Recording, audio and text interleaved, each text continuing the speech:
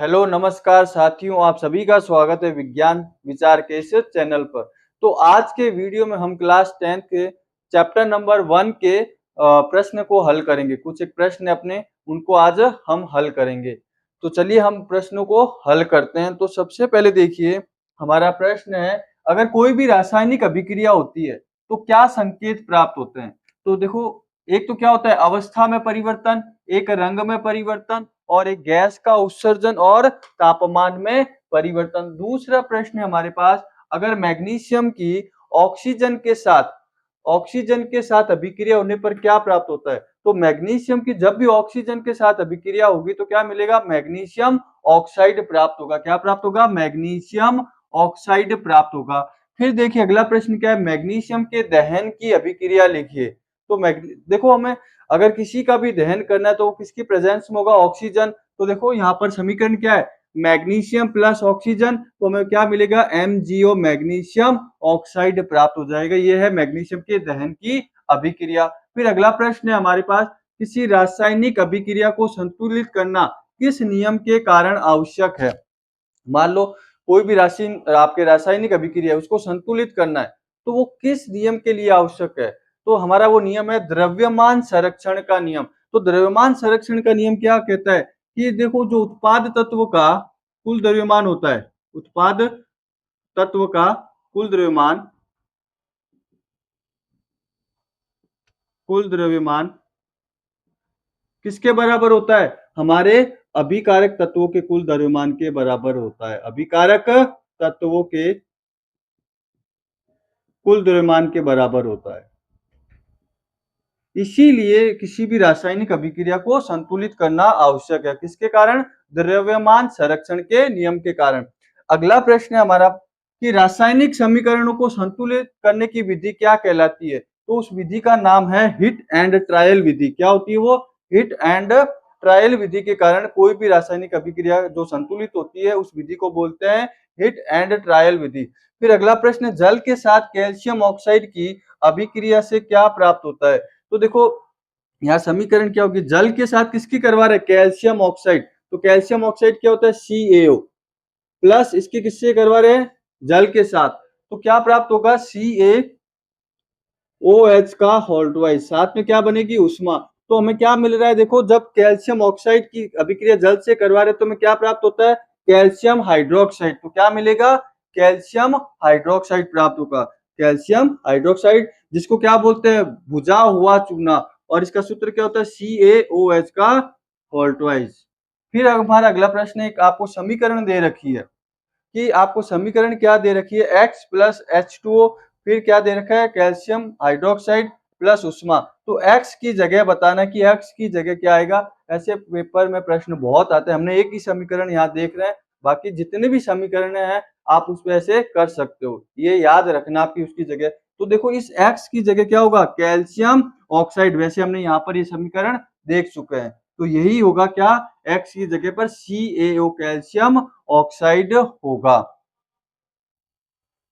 तो अब हमारा अगला प्रश्न है कि भुजे हुए चूने का सूत्र लिखिए। भुजे हुए चूने का सूत्र तो क्या होता है, CaOH का होल ट्वाइस, जिसको क्या बोलते हैं, कैल्शियम हाइड्रोक्साइड, है ना। कैल्शियम हाइड्रोक्साइड को क्या बोला जाता है, भुजा हुआ चूना। तो आप लिख सकते हो इसके, कैल्शियम हाइड्रोक्साइड, कैल्शियम हाइड्रोक्साइड। फिर अगला देखिए प्रश्न है कि बिना भुजे हुए चूने का सूत्र लिखिए। क्या होता है बिना भुजे हुए का, CaO, इसको बोलते हैं कैल्शियम ऑक्साइड। क्या बोलते हैं, कैल्शियम ऑक्साइड। ये हो गया हमारा कैल्शियम ऑक्साइड।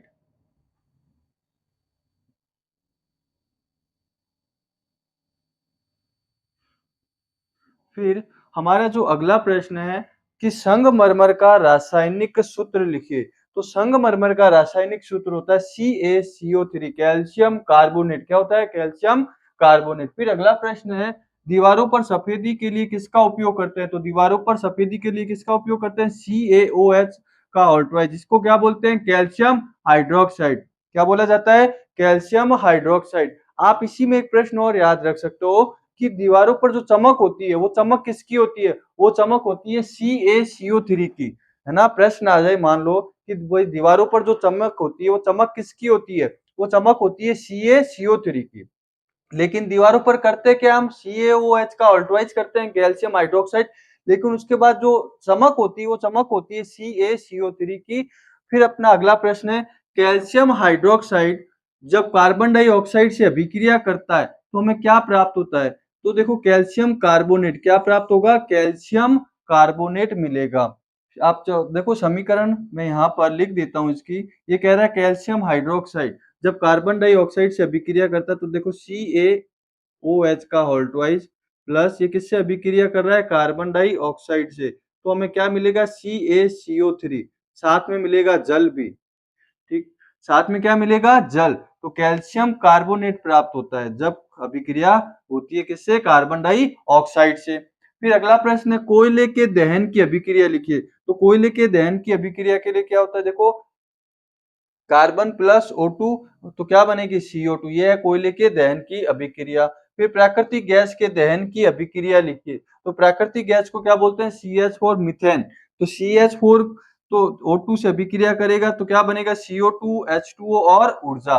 फिर हमारा अगला प्रश्न है, श्वसन किस प्रकार की अभिक्रिया का उदाहरण है। तो देखो श्वसन जो होता है वो ऊष्माक्षेपी अभिक्रिया का उदाहरण होता है। श्वसन किसका उदाहरण होता है, ऊष्माक्षेपी अभिक्रिया का। फिर हमारा अगला प्रश्न है, श्वसन के लिए आवश्यक समीकरण लिखिए। तो देखो श्वसन के लिए आवश्यक समीकरण क्या है, C6H12O6, इसको क्या बोला जाता है, ग्लूकोज, क्या बोलते हैं इसको, ग्लूकोज। प्लस ये किससे अभिक्रिया करता है, हमारे शरीर में जो कोशिकाएं होती है या कोशिकाओं में क्या होता है, ऑक्सीजन, उस ऑक्सीजन से क्या करता है अभिक्रिया, और हमें क्या प्राप्त करता है, हमें CO2 H2 और ऊर्जा।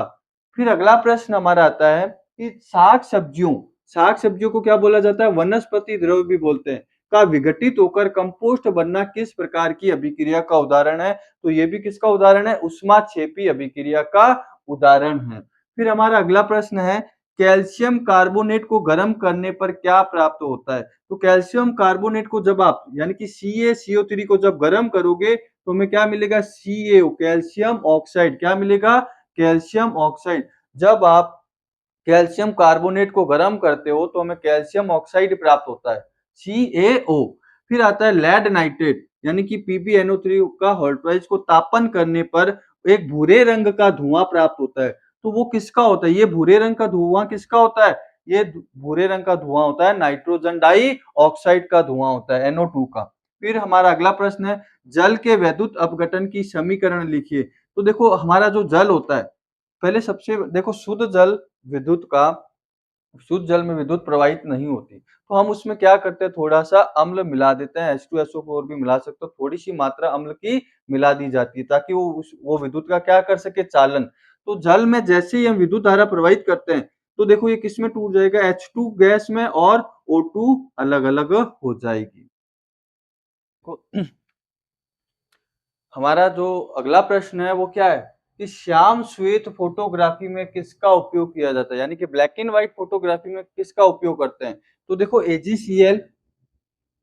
एजीसीएल और आपके एजीबीआर। तो एजीसीएल का उपयोग किया जाता है किसमें, श्याम श्वेत फोटोग्राफी में, या एजीबीआर का उपयोग किया जाता है श्याम श्वेत यानी कि ब्लैक एंड व्हाइट फोटोग्राफी में। फिर अगला प्रश्न है हमारा कि जो सोडियम सल्फेट है, सोडियम सल्फेट Na2SO4 के अभिक्रिया की लिख लो, की अभिक्रिया बेरियम क्लोराइड से करवाने पर हमें एक अवक्षेप का निर्माण होता है, तो उस अवक्षेप का नाम बताना है। देखो Na2SO4 की अभिक्रिया किससे करवाते हैं, BaCl2 से करवाते हैं, तो एक अवक्षेप बनता है, तो उस अवक्षेप का नाम लिखना है। तो अवक्षेप कौन सा है, BaSO4 बेरियम सल्फेट। फिर अगला प्रश्न है, उपरोक्त अभिक्रिया में किसका उपचयन एवं अपचयन हो रहा है। हमारे पास ये अभिक्रिया दे रखी है और हमें बताना है इसमें किसका उपचयन और अपचयन हो रहा है। देखो यहाँ पर अगर यहाँ पर क्या CuO और यहाँ देखो क्या बन रहा है, सिर्फ Cu। यहाँ पहले ऑक्सीजन थी, अब इसमें से ऑक्सीजन क्या हुई, निकल गई, इसका मतलब इसका तो क्या हो जाएगा, अपचयन। Cu का तो क्या हो जाएगा, अपचयन। अब यहाँ देखो H2 है, अब H2 में पहले ऑक्सीजन नहीं थी, लेकिन बाद में आप यहाँ देखोगे तो H2O यानी कि H2 के साथ क्या जुड़ गई, ऑक्सीजन जुड़ गई, यानी कि ऑक्सीजन में वृद्धि हो गई। और ऑक्सीजन में वृद्धि होना क्या होता है, हमारा उपचयन। ऑक्सीजन में कमी अपचयन, ऑक्सीजन में वृद्धि, उपचयन। तो देखो यहाँ पर ऑक्सीजन थी लेकिन कम हो गई, कम हुई तो इसका मतलब इसका तो क्या हो जाएगा अपचयन और इसका क्या हो जाएगा उपचयन। फिर अगला प्रश्न है, जब कोई धातु अम्ल या आर्द्रता के संपर्क में आती है तो वो संक्षारित हो जाती है। इस प्रक्रिया को क्या कहते हैं? क्या कहते हैं? संक्षारण। मतलब जैसे हमारा लोहा वगैरह है, जब वो नमी के संपर्क में आता है तो एक तरीके से वो खराब होना स्टार्ट हो जाता है, मतलब जंग लगना स्टार्ट हो जाता है। तो इस प्रक्रिया को हम क्या बोलते हैं? संक्षारण। फिर हमारा अगला प्रश्न है, संक्षारित होने पर चांदी पर कौन से रंग की परत चढ़ जाती है? तो काले रंग की। कौन से रंग की? काले रंग की परत उस पे चढ़ जाती है। फिर अगला प्रश्न है, संक्षारित होने पर तांबे पर कौन सी परत चढ़ जाती है? हरी। फिर अगला प्रश्न देखिए, वसा युक्त अथवा तेलीय खाद्य सामग्री को जब लंबे समय तक खुला रखा जाता है तो उसके स्वाद व गंध बदल जाते हैं, यह किस कारण होता है? देखो हमारे पास कोई भी तेलीय पदार्थ है, खाद्य सामग्री या वसा युक्त कोई भी खाद्य पदार्थ है, उसको जब हम लंबे समय तक रखते हैं ना तो देखो कुछ समय बाद उसकी क्या होगी गंध और स्वाद में परिवर्तन हो जाता है। क्योंकि ये क्या करते हैं ऑक्सीजन से अभिक्रिया करते हैं, उनका उपचयन होता है जिससे इनका स्वाद भी बदल जाता है। और इस प्रक्रिया को इस प्रोसेस को क्या बोलते हैं? विकृत गंधिता। क्या बोलते हैं? विकृत गंधिता। फिर देखो अगला प्रश्न है, हमारे जो भी वसायुक्त या तेलीय खाद्य सामग्री है, इनका उपचयन रोकने के लिए हम इसमें क्या मिलाया जाता है या किस पदार्थ का उपयोग करते हैं? प्रतिऑक्सीकारक। किसका उपयोग करते हैं? प्रतिऑक्सीकारक। आपका कोई भी मान लो वसा युक्त है या तेल वाली कोई भी खाद्य सामग्री है, अब उसका उपचयन रोकने, उपचयन मतलब एक तरीके से उसका स्वाद और गंध ना बदले, तो उसके लिए हम किस में रखे जाते हैं इसको? प्रतिरोधी। अच्छा प्रश्न ये है, वसायुक्त तथा तेलीय खाद्य सामग्री का उपचयन रोकने के लिए किस पदार्थ का उपयोग? देखो पदार्थ का है तो प्रतिऑक्सीकारक, लेकिन अगर यही पूछ ले कि उनके उपचयन की प्रक्रिया को धीमी कर दे तो किसका उपयोग करता है? वायुरोधी बर्तनों का। देखो अगला प्रश्न ये है हमारा कि किन बर्तनों में खाद्य सामग्री रखने से उपचयन प्रक्रिया धीमी हो जाती है? तो वो कौन सा है? किसमें रखेंगे? वायुरोधी बर्तनों में। आप देखते हो ना कुछ मिठाइयां वगैरह या जो भी होते हैं चिप्स वगैरह पैकेट, उनमें वो कैसे होते हैं? वायुरोधी। उनमें से ऑक्सीजन निकाल दी जाती है और क्या भर दी जाती है? नाइट्रोजन। जैसे चिप्स के पैकेट में क्या भर दी जाती है? नाइट्रोजन। फिर अगला प्रश्न है, चिप्स के पैकेट में कौन सी गैस भरी जाती है? नाइट्रोजन। क्योंकि नाइट्रोजन क्या होती है? अक्रिय गैस होती है, कम क्रियाशील गैस होती है। ठीक है, ऑक्सीजन को निकाल देते हैं और उसमें क्या भर देते हैं? नाइट्रोजन गैस को भर दिया जाता है। तो आज का जो हमारा यहीं तक हमारे सुपर 30 जो बोर्ड की दृष्टि से बहुत महत्वपूर्ण प्रश्न है। धन्यवाद।